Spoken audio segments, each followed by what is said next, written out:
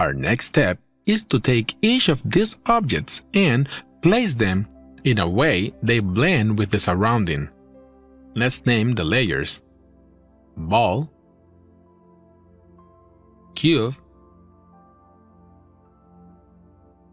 mouse,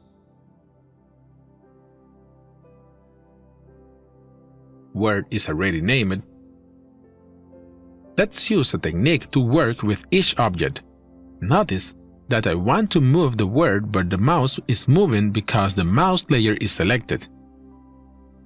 We can activate Auto Select, and having the Move tool on, I can now click on an object and the layer will change automatically. So, let me hide all the layers and let's begin working with the mouse. I go to Edit, Retransform, or for now on, I can press Ctrl T. If I'm going to keep transformating frequently, I can activate Show Transform Controls up here too, apart from Auto Select. So, from now on, the transformer will show all the time. I make the mouse a little smaller pressing Shift. If I don't press Shift, this will happen. I need to press Shift key so that the proportions can be kept. Let's work with the Rubik Cube now and make it smaller. Let me place it here, right here. I like it right here. It is very important that if we want to make an object appear to be behind or in front of another, we need to make sure the bottom borders line of the object is above the other. It doesn't matter if the object is smaller. If the line is not on top of the line of the object on front, it is not going to be appearing behind.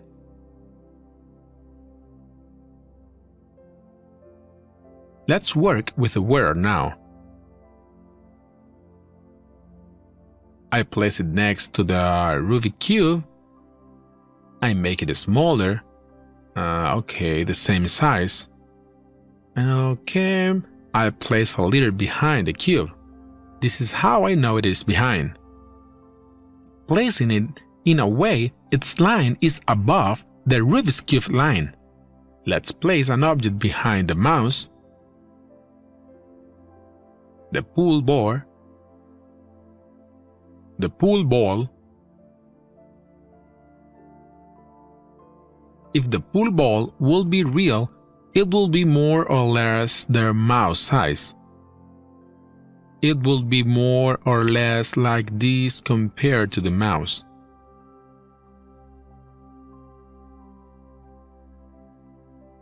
But I want it on this line. Now I have some objects spread over the surface. I want to hide these lines. I go to View, Hide Extras, or Command H. Using Photoshop on a Mac computer specifically, this shortcut comes into a conflict. If I press Command H, is the same shortcut that Apple's use to hide programs. So Macs get confused about us wanting to actually hide the lines or the programs. That's why, when using Mac, I prefer to click directly. Okay. Let's give the object some shading. In the case of the pool ball, let's create a new layer under the ball layer.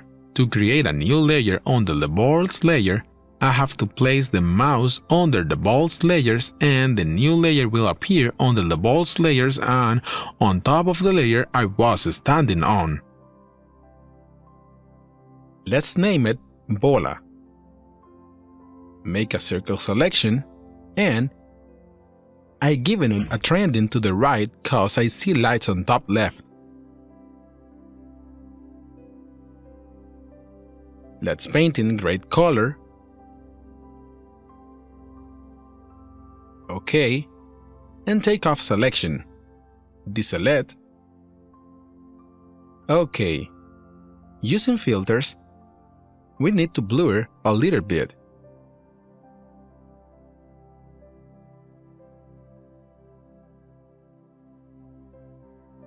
Later, change its blending mode to multiply to merge it better with the floor.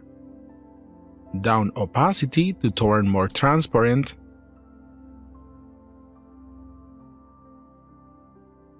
Reduce the size. I like it like this. Okay, let's duplicate this shadow layer and use it for the word layer. But in this case, I need to place it down. Reduce the size. Okay.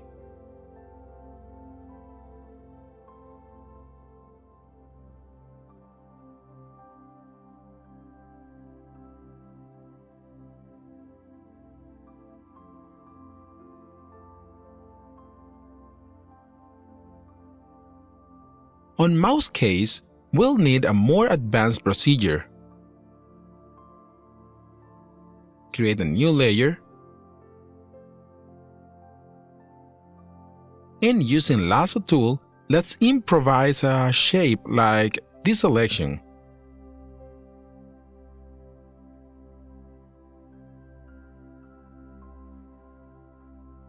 Painting it gray 2, filter blur, change blending mode to multiply, down opacity.